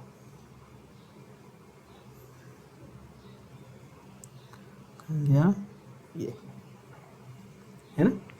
तो आपको छोटे छोटे जो ये स्ट्रक्चर्स दिख रहे हैं ना, लीफ लाइक ये वाले, okay, each of these structures basically is called filaments, right. That is green algae में यूलोथ्रिक्स होता है। नाउ फिलामेंटस फॉर्म और सेम आपका, ये लोग ने ये नहीं दिया ना, स्पायरोगेरा का दिया नहीं है, बट ठीक है, स्पायरोगेरा भी same. Spirogyra in fact most of you might have seen in school में आपको माइक्रोस्कोप में दिखाते हैं। एक बहुत ही यूनिक फॉर्म ऑफ एल्गे है, दैट इज कॉल्ड केल्प्स। क्या है? केल्प्स। केल्प्स नाम का एक बहुत ही यूनिक एल्गा का फॉर्म होता है बच्चों, जो मैसिव बड़े बड़े प्लांट स्ट्रक्चर्स बनाता है। यानी कि इतनी बड़ी वो कॉलोनीज बना लेता है कि ये मैसिव स्ट्रक्चर्स होते हैं, they can occupy many feet at a time. बहुत बड़े बड़े स्ट्रक्चर्स बन जाते हैं। Basically a collection, it's not one alga, it's not one organism, it's basically many organisms coming together, and one of the examples of that, it's a marine form, ये generally salt water में पाया जाता है, kelps, और kelp बोलते हैं इनको basically, they form very massive plant structures, right? What is the name? Kelps. Can you see this image? It's the image of kelp. So basically many algae come together and form this looks like a proper ऐसा पूरा plant, ऐसे पूरा tree दिख रहा है, ऐसा लग रहा है कि पूरे प्लांट या पूरे ट्री उग गए हैं पानी के नीचे, but it's actually a collection of algae, right? And even in many of the films and all ना, यू विल सी वो मिथिकल क्रीचर्स जो होते हैं जो एक्चुअली एग्जिस्ट नहीं करते, है ना, लॉकनेस मॉन्स्टर या मरमेड्स वगैरह ऐसे जगह में रहती है, ऐसा दिखाते हैं पिक्चरों में, ठीक है? उनको क्रीचर्स ऑफ द केल्प्स कहते हैं। खैर, ठीक है, जस्ट समथिंग इंटरेस्टिंग। तो केल्प बेसिकली क्या है? एक मैसिव प्लांट फॉर्मेशन होता है जो एक कलेक्शन ऑफ एल्गे से बना है बच्चों, ठीक है? ठीक है, तो ऐसे काफी इंटरेस्टिंग दिखता है वो kelp. They form massive plant bodies, okay? Then you have their reproduction. Algae का रिप्रोडक्शन कैसे होता है? तो 3 मेथड्स हैं उनके पास रिप्रोडक्शन के, वेजिटेटिव, असेक्सुअल एंड सेक्सुअल। तीनों मेथड्स हैं, vegetative, asexual and sexual. Vegetative is by fragmentation. You all know what fragmentation is. Fragmentation मतलब कि अगर समझो ये प्लांट बॉडी है एल्गा की, तो क्या होगा, इसका एक हिस्सा ब्रेक हो जाएगा, टूट जाएगा और फ्रैगमेंट बन जाएगा। फ्रैगमेंट यानी कि पीस, स्मॉल सेक्शन और small piece. Each fragment will become a thallus. हर टुकड़े में से एक नया एल्गा ग्रो होगा। कितना मस्त है ना। अपने पास ह्यूमंस में ऐसा नहीं होता ना, जैसे एक उंगली काट दी, एक उंगली में से पूरा नया ग्रो हो गया, है ना, एक नया इंसान हो गया, उग गया, ऐसे तो होने वाला नहीं। बट इसमें एल्गा में सारे नहीं है, कुछ एल्गा ऐसे होते हैं, मेजॉरिटी ऐसे नहीं होते, कुछ एल्गा ऐसे होते हैं जिसमें फ्रैगमेंटेशन यानी कि छोटे टुकड़े करने के बाद हर फ्रैगमेंट से एक नया एल्गा ग्रो हो सकता है, हर पूरा नया ऑर्गेनिज्म ग्रो हो सकता है, ठीक है? ऐसे बहुत सारे प्लांट्स भी होते हैं। Classic example is rose. आप रोज का स्टेम काटो और उसको लगा दो तो उसमें से नया रोज उगता है ना? आलू, potato how do they grow? From the tuber. Potato के ऊपर मालूम है आप लोगों ने देखा होगा छोटे छोटे बर्ड्स बनते पीले पीले कलर के, सबने देखा होगा घर पे कभी ना कभी। उसको हम लोग आई ऑफ द पोटैटो बोलते हैं, है ना, आलू की आंख बोलते हैं हिंदी में। Literally we call it, like English में we literally call it eye of the potato, है ना। उसको ट्यूबर्स बोलते हैं। उसको भी आप ले जाके प्लांट कर दोगे तो नया आलू उग जाएगा, है ना। तो वेजिटेटिव बोलते हैं उसको, यानी कि जहां पर सेक्सुअल रिप्रोडक्शन इन्वॉल्व नहीं है, ऑब्वियसली वो वेजिटेटिव हुआ। यहाँ पर each fragment will develop into an independent thallus, यानी कि इंडिपेंडेंट एल्गा। असेक्सुअल रिप्रोडक्शन कैसे होता है? अच्छा, ये जो फंडे मैं समझा रहा हूँ वेजिटेटिव, असेक्सुअल, इसको हमने पिछले सेशन में भी डिटेल में फंगाई के बारे में भी जब बात कर रहे थे डिस्कस किया था। Asexual is always through spores, याद है ये? Asexual is through spores. कौन सी वैरायटी ऑफ स्पोर्स प्रोड्यूस होती है एल्गे में? Zoospores. Now what do you mean by zoospores? Zoospores motile होते हैं कि नॉन मोटाइल होते हैं? मोटाइल होते हैं, यानी कि they are capable of movement. वो एक जगह से दूसरी जगह मूव हो सकते हैं, ठीक है, एक जगह से दूसरी जगह मूव हो सकते हैं। यहां पे ये भी एक्सप्लेन किया हुआ है, ज़ूस्पोर एक जगह से दूसरी जगह कैसे जाते हैं, through the help of flagella. हमने दो किए थे, सीलिया, छोटे छोटे वाले जो प्रोसेस थे उनको सीलिया, और बड़े वाले जो प्रोसेस थे उनको क्या बोला था, फ्लैजेला बोला था। तो यहाँ पर फ्लैजिलेटेड जूस्पोर्स होते हैं, ठीक है। Sexual reproduction obviously takes place through fusion of gametes. Gametes are flagellated और दे मे और may not be flagellated. Gametes इनके मोटाइल भी हो सकते हैं, नॉन मोटाइल भी हो सकते हैं। गैमेट्स कैसे हो सकते हैं, मोटाइल और नॉन मोटाइल, दोनों वैरायटी के हो सकते हैं। एग्जाम्पल देख लो, जैसे मोटाइल गैमेट्स की अगर बात करें, flagellated as in ulothrix, non flagellated और non motile as in spirogyra, ठीक है। मोटाइल गैमेट्स यूलोथ्रिक्स में देखे जाते हैं, नॉन मोटाइल गैमेट्स स्पाइरोगेरा में देखे जाते हैं। Again whenever they have mentioned a characteristic along with an example, it becomes a very important MCQ point which will be asked directly in your examination. Please note that. Please note that whenever they have mentioned with the example, okay, जैसे कि यहाँ पर उन्होंने mention किया है बच्चों क्या कि मोटाइल वाले यूलोथ्रिक्स में देखे गए हैं गैमेट्स और नॉन मोटाइल वाले स्पाइरोगेरा में देखे गए हैं, तो इसका सीधा आपको एमसीक्यू क्वेश्चन आ जाता है कि भाई मोटाइल वाले गैमेट्स किस में होते हैं, एल्गे में, और नॉन मोटाइल वाले गैमेट्स किस में होते हैं, राइट। फ्लैजिलेटेड इन यूलोथ्रिक्स, नॉन फ्लैजिलेटेड इन स्पाइरोगेरा। अगर दो गैमेट्स एक जैसे दिखे, यानी कि उनका साइज एक जैसा हो, तो उसको हम लोग आइसोगैमस बोलेंगे। क्या बोलेंगे,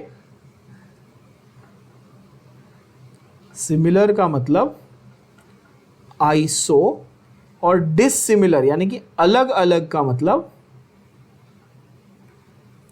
एनाइसो। सिमिलर का मतलब आइसो और डिसिमिलर का मतलब एनाइसो। तो जब गैमीट एक जैसे होंगे, एक जैसे दिखेंगे, तो उसको हम लोग क्या बोलेंगे बच्चों, आइसोगैमस। ऑब्वियसली क्या बोलेंगे, आइसोगैमस। और जब गैमीट्स अलग अलग दिखेंगे तो क्या बोलेंगे, एनाइसोगैमस।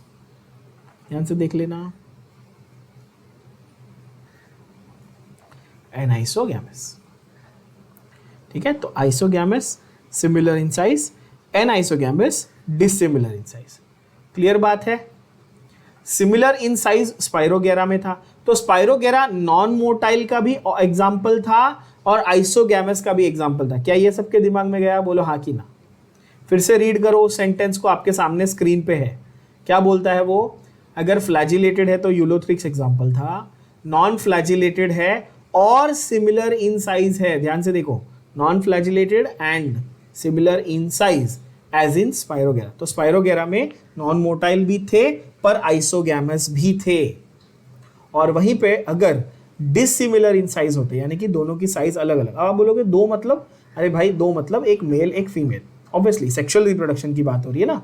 सेक्सुअल रिप्रोडक्शन में क्या होगा, एक मेल होगा एक फीमेल होगा, और दोनों के गैमेट्स साइज में एक जैसे है क्या, नहीं, अलग अलग साइज के हैं, तो इसलिए हम लोग उसको एनाइसोगैमस बोल रहे हैं। इसका एग्जाम्पल कौन सा एल्गा है बच्चों, इसका एग्जाम्पल है यूडोरीना। क्या एग्जाम्पल है, repeat, यूडोरीना।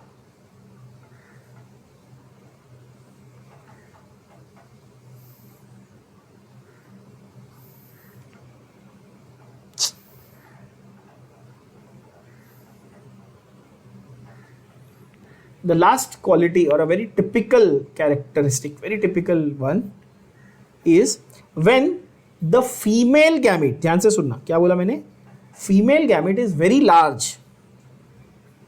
Female gamete is very large. It is non-motile, and the male gamete is small and motile.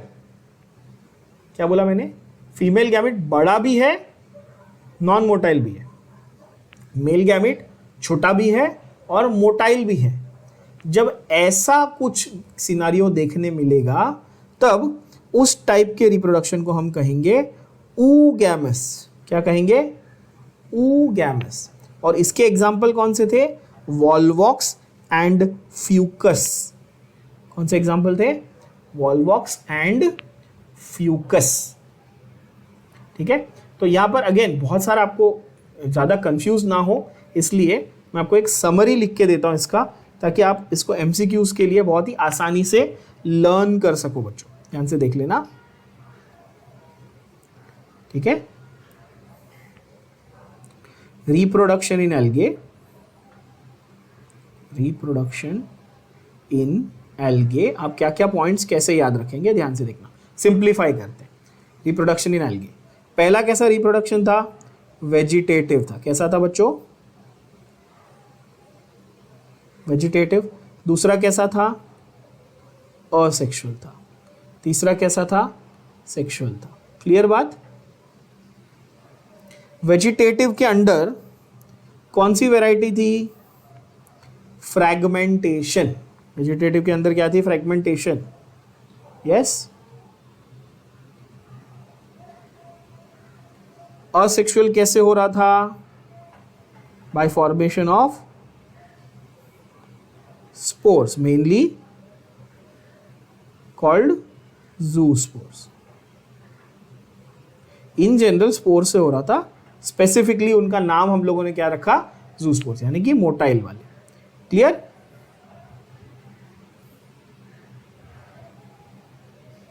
अभी सेक्सुअल रिप्रोडक्शन, सेक्सुअल कैसे हो रहा था बच्चों?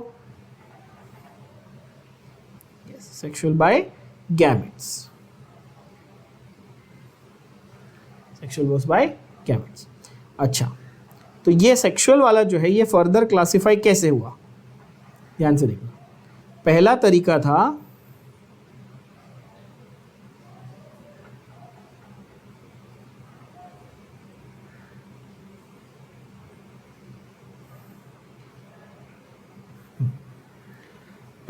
था मोटाइल नॉन मोटाइल। तो पहले गैमेट्स को कैसा क्लासिफाई किया था बच्चों? पहला मोटिलिटी पे क्लासिफाई किया था। यस और नो? पहला कैसा क्लासिफाई किया था? मोटिलिटी पे। दूसरा सिमिलर और डिसिमिलर पे क्लासिफाई किया था। सिमिलैरिटीज के ऊपर क्लासिफाई किया था, यानी कि ऐसा बोल दूं size, simple size.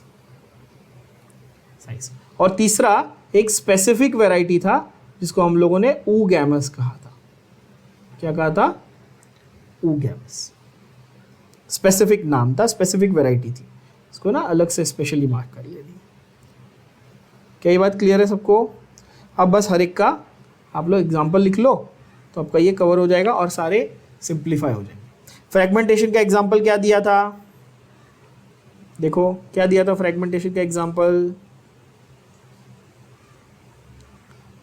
Vegetative. Fragmentation के लिए मैंने लिजर्ड का एग्जाम्पल दिया था। फ्रैगमेंटेशन जनरली स्पायरोगेरा में देखने मिलता है, ठीक है, स्पायरोगेरा में देखने मिलता है। ज़ूस्पोर्स जो है वो भी फ्लैजिलेटेड होते हैं, वो तो ठीक है। गैमेट्स में उन लोगों ने अलग अलग एग्जाम्पल दिए है ना। तो गैमेट्स में देखना, मोटिलिटी में दो वैरायटी कौन सी थी?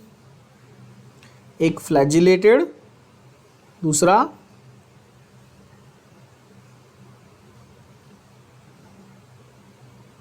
Non flagellated. साइज में आइसोगैमस, एनाइसोगैमस और ऊगैमस स्पेसिफिक। यस, एग्जाम्पल इसका देख लेते हैं। फ्लैजिलेटेड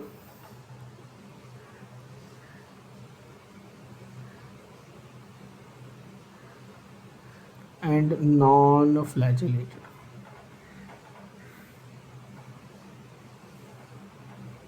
साइज में आइसोगैमस यानी कि सेम साइज, और एनाइसोगैमस, समझ में आ रहा है बच्चों,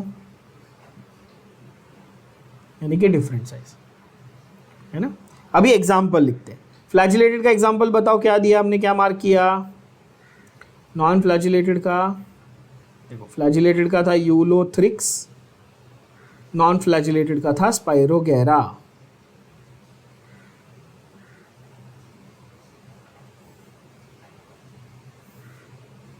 स्पाइरोगेरा।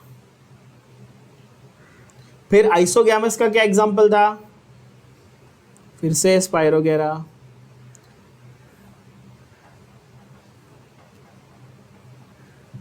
इसका ये मतलब है कि हमें ये समझ में आ गया कि स्पायरोगेरा में जो मेल और फीमेल गैमेट है दोनों की साइज लगभग सेम है और दोनों ही नॉन फ्लैजिलेटेड है। क्या ये क्लियर हुआ है ना?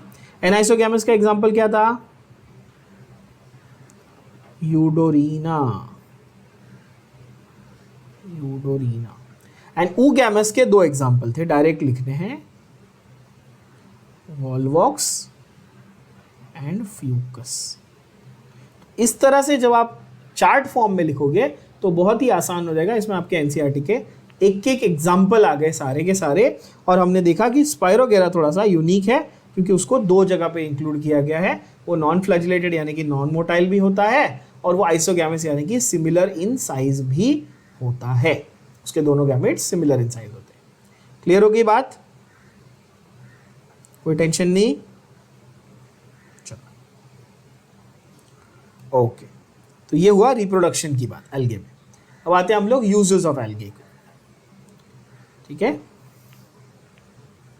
कुछ बहुत ही इंपॉर्टेंट यूजेस यानी कि सिग्निफिकेंस आप बोल सकते हो एल्गा का। वैसे आपके लिए एल्गा आप कहाँ देखते हो एल्गा को? आजकल बारिश के सीजन में तो बहुत देखते होगे। कहाँ दिखते हैं? यहाँ वहाँ जो जहाँ जहाँ पानी जमा होता है वगैरह, जहाँ पे आप देखते हो एल्गा, है ना, वैसा, राइट? तो इनकी क्वांटिटी बहुत होती है, ये तो आपको पता ही है, सबको ये प्रैक्टिकली ये बात समझ में आती है कि अच्छा एल्गा जो है ना, बिकॉज छोटे ऑर्गेनिज्म है, सिंपल प्लांट्स है, ये बहुत बड़ी क्वांटिटी में ग्रो होते हैं। और बड़ी क्वांटिटी में ग्रो होने का फायदा ये है इनका कि दुनिया का आधा फोटो, मतलब आप समझ रहे हो ग्लोबल लेवल पे, अर्थ पे, पूरे अर्थ पे दुनिया का आधा फोटोसिंथेसिस ये अकेले कर रहे हैं एल्गे। सोचो, half of the total carbon dioxide fixation is carried out by algae through photosynthesis. Now photosynthesis का process आप सबने स्कूल में पढ़ा है। फोटोसिंथेसिस का केमिकल रिएक्शन क्या होता है? Plant will absorb CO2 and water and will give you what? Glucose plus oxygen, है ना?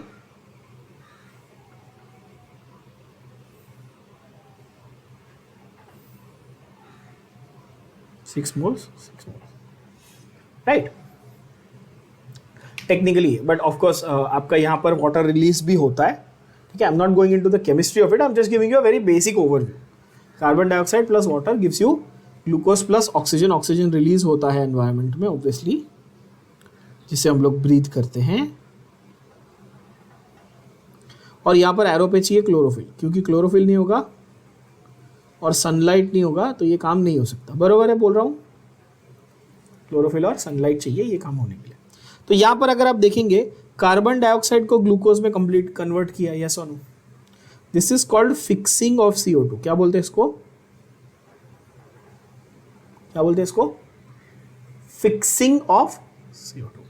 मतलब फोटोसिंथेसिस में जो नॉर्मल केमिकल रिएक्शन आप पढ़ते आए हो इतने साल से स्कूल में, ठीक है, CO2 plus water becoming glucose plus oxygen, वो CO2 when it gets converted into glucose, this process itself is called fixing of CO2। ठीक है, तो इसलिए उन्होंने सेंटेंस में क्या लिखा है अभी आपको समझ में आ जाएगा 100%। देखो क्या लिखा है, half of the total carbon dioxide fixation on earth is carried out by algae through photosynthesis. Clear हुई बात? फोटोसिंथेसिस में एल्गे क्या कर रहे हैं, वो कार्बन डाइऑक्साइड को फिक्स कर रहे हैं, फिक्सेशन कर रहे हैं एंड कन्वर्ट कर रहे हैं ग्लूकोज में। क्या ये बात भेजे में गई? Yes. They increase the level of dissolved oxygen in their environment. Of course, अगर मैंने आपको थोड़ी देर पहले ये कहा कि एल्गे सबसे ज्यादा क्या, एल्गे हमेशा कहाँ ग्रो होते हैं? एक्वाटिक नेचर में, पानी में, या तो फ्रेश वाटर या तो मराइन वाटर। आपने अग्री किया। तो अगर ये वहाँ पानी में रह के फोटोसिंथेसिस कर रहे हैं और उस फोटोसिंथेसिस से ऑक्सीजन रिलीज हो रहा है, तो वो ऑक्सीजन कहाँ जाएगा? पानी में डिसॉल्व होगा। बोलो हाँ कि ना? Common sense.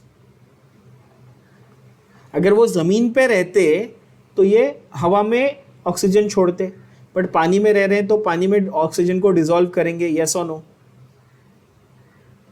और अगर पानी में ऑक्सीजन को डिसॉल्व करेंगे तो जो एक्वाटिक ऑर्गेनिजम्स है, मछली ना, जो फिश है बेसिकली, वो अपनी ब्रीदिंग के लिए, ऑक्सीजन के लिए इनके ऊपर डिपेंडेंट रहेंगी. बोलो यस और नो एवरीबॉडी, है ना. So that is why they are of very very big, they play a very significant and big role. They are of paramount importance, मतलब उनका बहुत ज्यादा इंपॉर्टेंस है as primary producers, as primary producers for of food for of all the aquatic animals. जितने भी aquatic जानवर हैं, नदी में या सी में रहने वाले जितने भी एक्वाटिक ऑर्गेनिजम्स हैं, उनका खाना बनाने की रिस्पॉन्सिबिलिटी और उनके ऑक्सीजन डिजॉल्व ऑक्सीजन की रिस्पॉन्सिबिलिटी एक्चुअली स्पीकिंग पूरी की पूरी एल्गे के ऊपर है. That's why they are called primary producers. मतलब उनका खाना प्रोड्यूस करना, उनके लिए ऑक्सीजन प्रोड्यूस करना, ये दोनों किसका काम है? एल्गे का काम है. Right. Now there are 3 typical examples that they have given you. 3 typical examples, please listen, understand. Porphyra, repeat with me, नाम क्या है?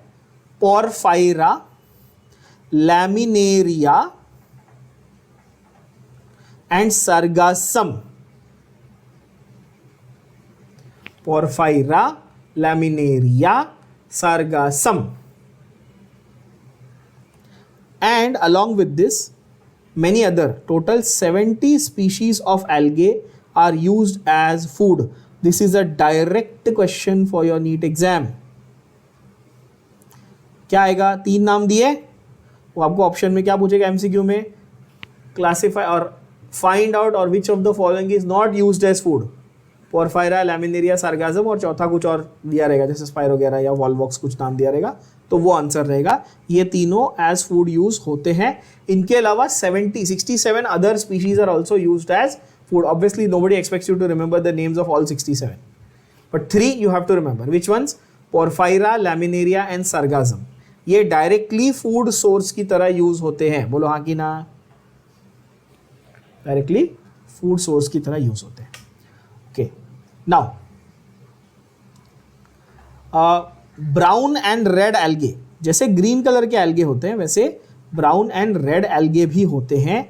They produce typical substances that are called hydrocolloids, very very special substances. They are called hydrocolloids, that is water holding substances. क्या? Water holding substances, hydrocolloids. अब आप लोगों ने hydrocolloids देखा नहीं होगा वैसे जनरली बच्चों ने, बट आपको मैं बताता हूँ. I'm pretty sure you must have seen it somewhere, but you may not have realized it. आपने एक टिपिकल चीज़ लोग अपने घरों में रखते हैं शोपीस के लिए, आप सबने देखी होगी. एक बोल होता है, जब आप उनके घर में एंटर करो पहले इसमें कांच का बोल रखा रहेगा, उसके अंदर से रबर के छोटे छोटे बॉल्स रहेंगे और पानी भरा रहेगा. कभी देखा है ना? कभी सोचा है वो क्या होता है? वो होता है बेसिकली अल्जिन या अल्जिनेट जिसको हम लोग बोलते हैं, उसके छोटे छोटे ऐसे बॉल्स होते हैं. अल्जिनेट यानी कि अल्जिन के छोटे छोटे क्या होते हैं? ऐसे बॉल्स होते हैं. उसको जब आप पानी में रखते हो ना, तो वो पानी को क्या कर लेता है? अब्जॉर्ब कर लेता है. पानी को होल्ड करके रखता है, अब्जॉर्ब करके रखता है. और जब आप उसको बहुत देर तक छोड़ दोगे और पानी इवेपोरेट होने लगेगा, तो वो ड्राई होकर श्रिंक हो जाएगा. ठीक है. तो ऐसे सब्सटेंस को हम लोग क्या बोलते हैं? वाटर होल्डिंग सब्सटेंस बोलते हैं. क्या बोलते हैं? Water holding substance. The chemical name for it is hydrocolloid. Chemical name is hydrocolloid. The best example of that I just gave you, alginate. Even agar, agar ये बहुत फेमस नाम है, सबने सुना होगा 100%. अगार एक टाइप का जेल होता है. अगार क्या होता है? एक टाइप का जेल होता है. अगार जेल बोलते हैं उसको. ठीक है. ये बहुत सारी चीज़ों में यूज़ होता है अगार जेल.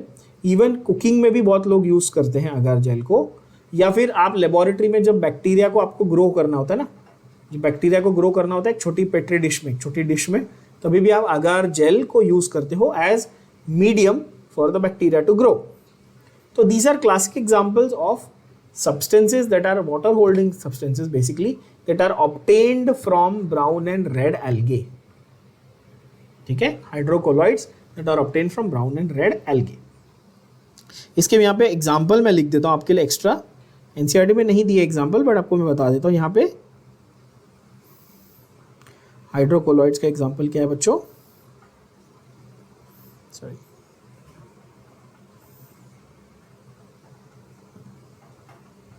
एग्जाम्पल है अगार, क्या याद रखेंगे, अगार एंड अल्जीनेट, दो एग्जाम्पल अगार एंड अल्जीनेट।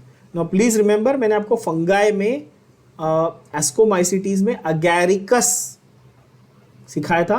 वो अगैरिकस अलग होता है, वो एक फंगस होता है, ये सिर्फ अगार है, दोनों को मिक्स मत करना प्लीज। अगैरिकस अलग, अगार अलग, क्या ये बात याद रहेगी?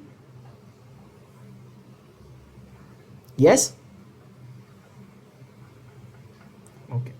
नाउ एग्जांपल और एक है, जैसे कि एल्जिन, मैंने अभी आपको बताया अल्जीनेट, ये देख सकते हो आप, अल्जीनेट कहाँ से आया? ऑब्वियसली अल्जिन से आया। Algin which is brown algae, and carrageen और कैरागीन, कैराजीन भी बोलते हैं बहुत लोग इसको, कैराजीन, कैराजीन भी बोलते हैं। Brown algae that is algin, carrageen that is red algae are also used commercially. ठीक है, नाउ ब्राउन एल्गे का नाम एल्जिन नहीं है, ब्राउन एल्गे से जो हाइड्रोकोलॉइड मिलता है उसका नाम एल्जिन है। ध्यान से सुनना, मैंने क्या बोला? ब्राउन एल्गे से जो हाइड्रोकोलॉइड मिलता है आपको, उस हाइड्रोकोलॉइड, उस केमिकल का नाम क्या है? एल्जिन। और रेड एल्गे से जो कोलॉइड मिलता है उसका नाम क्या है? कैराजीन, राइट। एग्जाम्पल यहां पे देखो, agar which is one of the commercial products obtained from Gelidium and Gracilaria. Spelling ध्यान से देखना, क्या बोला मैंने? Gelidium, repeat after me, agar is obtained from Gelidium, बोलो, एंड ग्रासिलारिया, ग्लागलूली नहीं, ग्रासिलारिया, तोतले जैसा मत बोलो तुम लोग, ग्रासिलारिया को ग्लासिलारिया बोल रहे हो। ग्रासिलारिया क्या है? ग्रासिलारिया, ठीक है। तो Gelidium and Gracilaria are basically two algae which give you which hydrocolloid? agar hydrocolloid। ध्यान से सुनना फिर से, जो जेल जैसा सब्सटेंस है, गम जैसा या स्टिकी जेल जैसा सब्सटेंस है, उस सब्सटेंस का नाम क्या है बच्चों? सब्सटेंस का नाम है अगार, सब्सटेंस का नाम है अगार। वो सब्सटेंस किस एल्गा से मिला, किस ऑर्गेनिज्म से मिला? जेलीडियम और ग्रासिलारिया नाम के दो ऑर्गेनिज्म से मिला। क्या ये बात समझ में आई?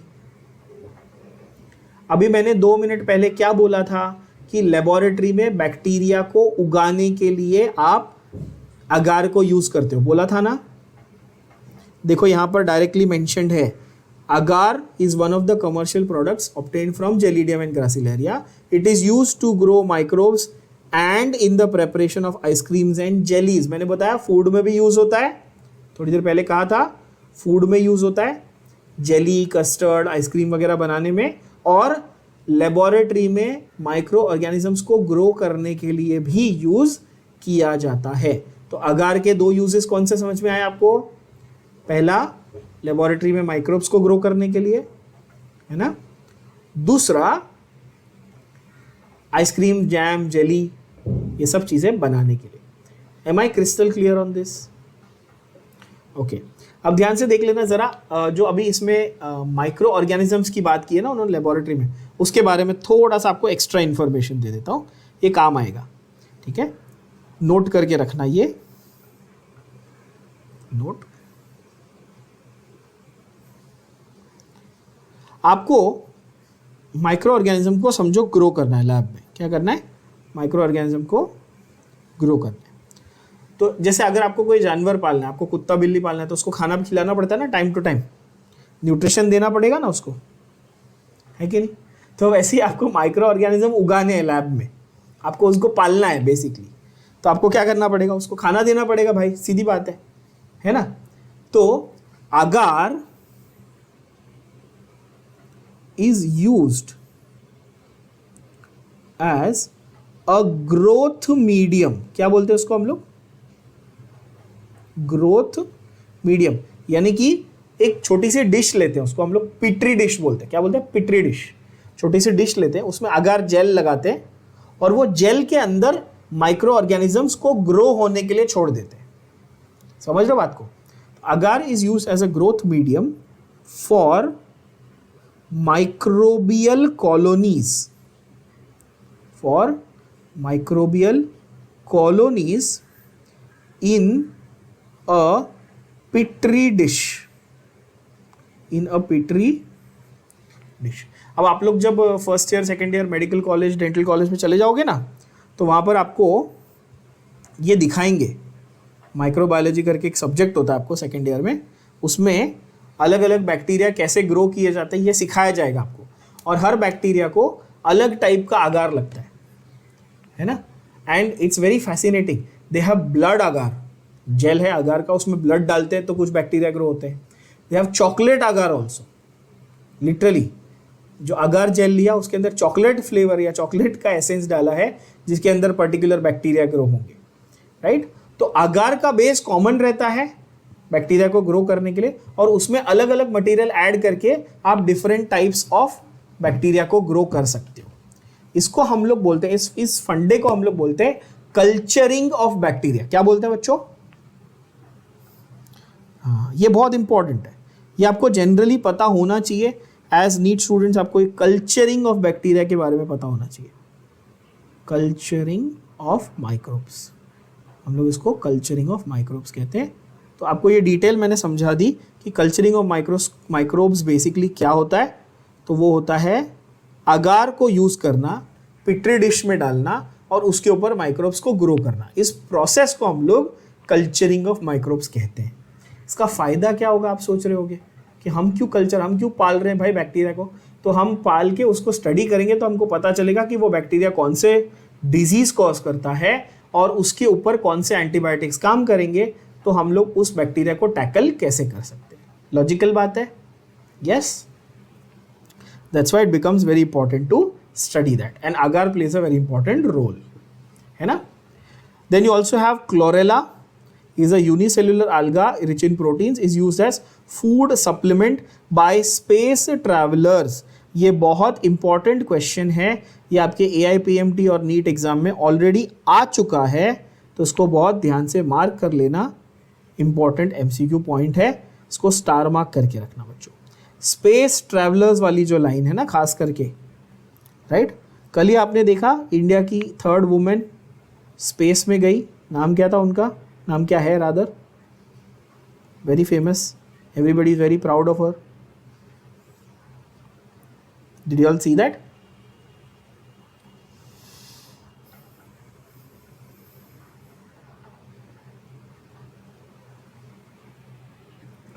तो यहां तक तो हमको एल्गे के यूजेस, बहुत सारे इंपॉर्टेंट पॉइंट्स जिसमें पता चले हमको एल्गे के यूजेस के बारे में.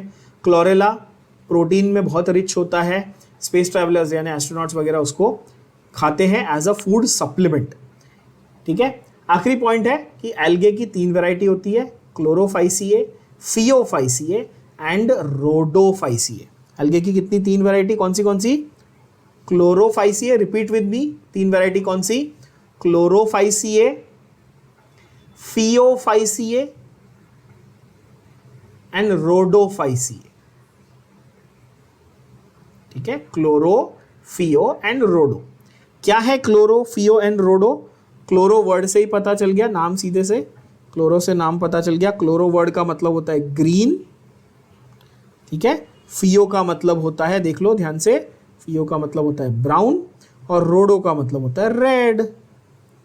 ठीक है, देख लो, क्लोरो का मतलब होता है ग्रीन, फियो का मतलब होता है ब्राउन एंड रोडो का मतलब होता है रेड.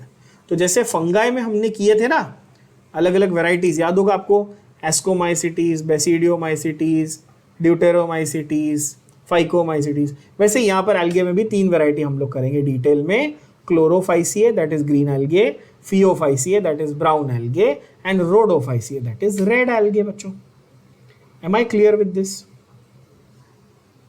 ओके. पहली वैरायटी दैट इज क्लोरोफाइसिए, पहली variety Chlorophyceae, commonly called green algae, नाम से ही पता चल गया, commonly called green algae. The plant body is unicellular, colonial और फिलामेंटस. कोलोनियल भी हो सकती है, फिलामेंटस भी हो सकती है. They are green because they contain pigments. कौन से pigments? Chlorophyll A and B.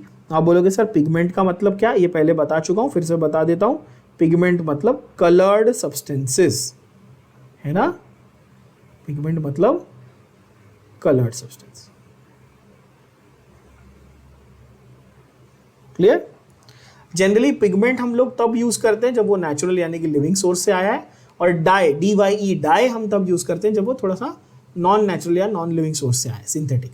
But more often than not you will find the word pigment and dye used interchangeably. तो पिगमेंट का मतलब भी कलर्ड सब्सटेंस, डाई का मतलब भी coloured substance. क्या ये क्लियर है? इनके जो पिगमेंट्स होते हैं वो कहाँ होते हैं? वो क्लोरोप्लास्ट नाम के ऑर्गेनेल के अंदर होते हैं। किसके अंदर होते हैं बच्चों? क्लोरोप्लास्ट नाम के ऑर्गेनेल। अब क्या है फंडा, अगर एल्गा यूनिसेल्यूलर है, समझो एल्गा एक सिंगल सेल है, यूनिसेल्यूलर, यस हमने यहाँ पे मार्क किया, देखो यूनिसेल्यूलर होते हैं मोस्टली। तो अगर एक सिंगल सेल है एल्गा, ओके, तो उसके अंदर छोटे छोटे डिस्क लाइक स्ट्रक्चर होते हैं, डिस्क लाइक स्ट्रक्चर होते हैं, जिनको हम बोलते हैं क्लोरोप्लास्ट। क्या बोलते हैं? क्लोरोप्लास्ट, है ना, ये डिस्क लाइक स्ट्रक्चर होते हैं जिनको हम बोलते हैं क्लोरोप्लास्ट। क्लोरोप्लास्ट के डिटेल में हम लोग स्ट्रक्चर को करेंगे, ठीक है। तो इन क्लोरोप्लास्ट के अंदर उसके कौन से पिगमेंट होते हैं? Chlorophyll A and chlorophyll B. नाम से पता चल रहा है क्लोरोफिल है इसीलिए क्लोरोफाइसी है, सीधी बात है ना। Now they have one or more storage bodies called pyrenoids located in the chloroplast. What do these pyrenoids store? They contain starch and protein. ध्यान से देखना, they contain protein besides starch. क्या नाम है उन बॉडीज का? पायरिनॉइड्स, क्लोरोप्लास्ट के अंदर होती है। यानी कि ऐसा मैं बोल सकता हूँ क्या कि एल्गा का सेल, उस सेल के अंदर बहुत सारे क्लोरोप्लास्ट, हर क्लोरोप्लास्ट के अंदर क्लोरोफिल ए और बी के मॉलिक्यूल यानी कि ग्रीन कलर के पिगमेंट के मॉलिक्यूल, और साथ ही साथ छोटे छोटे स्टोरेज बॉडीज यानी कि छोटे, आप बोल सकते हो सैक लाइक, थैली जैसे छोटे छोटे स्ट्रक्चर जिसके अंदर प्रोटीन और स्टार्च को स्टोर करके रखा हुआ है। क्या ये बात क्लियर हुई? फिर से देख लो, जिनको नहीं समझा उनके लिए बता दूं। ये एल्गा का सेल है, समझो ये एल्गा का सेल है बच्चों, उसके अंदर ये क्लोरोप्लास्ट है, उस क्लोरोप्लास्ट के अंदर ग्रीन कलर का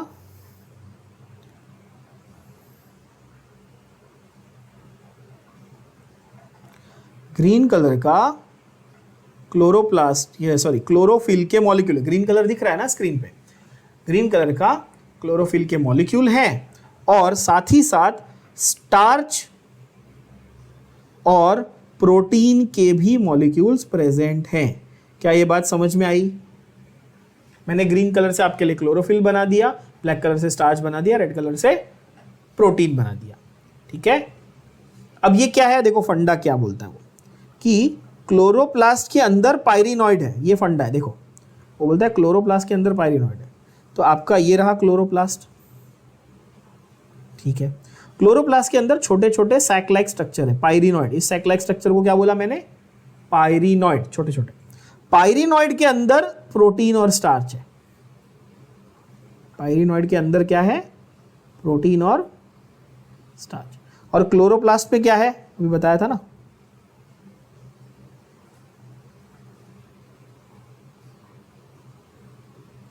तो क्लोरोप्लास्ट के अंदर क्लोरोफिल और पायरिनॉइड है, और पायरिनॉइड के अंदर प्रोटीन और स्टार्च है। क्लियर हुई बात एवरीबॉडी? क्या बोला मैंने? एल्गा, एल्गा के अंदर क्लोरोप्लास्ट, क्लोरोप्लास्ट के अंदर क्लोरोफिल भी है, पायरिनॉइड भी है, और पायरिनॉइड के अंदर क्या है? स्टार्च भी है और प्रोटीन भी है। Absolutely clear? ओके, ठीक है, इस तरह से। Now alga store food in the form of oil droplets.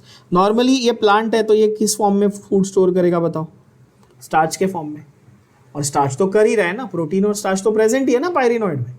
पर कुछ ऐसे एल्गे हैं जो ऑयल ड्रॉपलेट्स के फॉर्म में भी खाना स्टोर कर सकते हैं। and they have a rigid cell wall made up of inner layer of cellulose and outer extra layer है इनके पास made up of pectose. Outer layer किससे बनी हुई है? Another material called as pectose. तो फंगाई की सेल वॉल बनी थी चिटिन से, प्लांट की सेल वॉल बनती है सेल्यूलोज से, और यहाँ पर ग्रीन वाले एल्गे में अंदर सेल्यूलोज है और बाहर उसके और एक लेयर है जो किससे बनी हुई है बच्चों? रिपीट, किससे बनी हुई है? From a substance called pectose. तो अंदर सेल्यूलोज, बाहर पेक्टोज. क्या ये बात क्लियर है? फिर से देखो जिनको नहीं समझा, ये एल्गा का सेल, ये उसका सेल वॉल है, समझो. तो सेल वॉल जो है ये भी डबल लेयर वाला सेल वॉल है. कैसा है? डबल लेयर वाला सेल वॉल है. जो अंदर की लेयर है वो सेल्यूलोज से बनी हुई है. अंदर की लेयर किससे बनी है? सेल्यूलोज से. ये जो लाल वाली दिख रही है ना आपको, सेल्यूलोज से बनी है. और बाहर की लेयर किससे बनी हुई है? पेक्टोज से बनी हुई है. क्या ये बात समझ में आई? सिंपल. गुड. नाउ इसमें वेजिटेटिव रिप्रोडक्शन कैसे होता है ये तो ऑलरेडी हमने कर लिया है ना. Vegetative reproduction by fragmentation, same repeat है अभी. Asexual reproduction by flagellated zoospores. Flagellated zoospores कहाँ बन रहे हैं? ज़ूस्पोरेंजिया में बन रहे हैं. Reminds you of fungi. Fungi में याद है स्पोरेंजिया में बनते थे वहां पे. तो यहाँ पे भी ज़ूस्पोरेंजिया में बन रहे हैं. ठीक है. इसमें जो सेक्सुअल रिप्रोडक्शन है वो तीनों वैरायटी का हो सकता है. किसी भी वैरायटी का कोई फिक्स नहीं है. आइसोगैमस भी हो सकता है, एनाइसोगैमस भी हो सकता है, ऊगैमस भी हो सकता है. इसके एग्जाम्पल बहुत इंपॉर्टेंट: क्लैमिडोमोनास, वॉलवॉक्स, यूलोथ्रिक्स, स्पाइरोगेरा एंड चारा. बहुत लोग इसको कारा भी पढ़ते हैं, ये वाले लास्ट वाले को कारा भी पढ़ते हैं बहुत लोग. That is fine, it's a proper noun, you can call it कारा और चारा. आई से चारा पर्पसली बिकॉज इंडियन स्टूडेंट्स हमारी भाषा में मतलब चारा वर्ड हमको जल्दी याद रहता है तो हम भूलेंगे नहीं. कारा से जल्दी हमको चारा याद रहेगा. तो that is important, that's why you remember it like that. Repeat the examples with me. Okay, number 1 is Chlamydomonas. Green algae का क्या एग्जांपल है? पहला Chlamydomonas. Second is Volvox. Third is Eulothrix. Fourth is Spirogera. And fifth is Chara. So Chlamydomonas, Volvox, Eulothrix, Spirogera and Chara. 5 examples of green algae. Right? We'll end this session here for today. We'll continue this in the next one.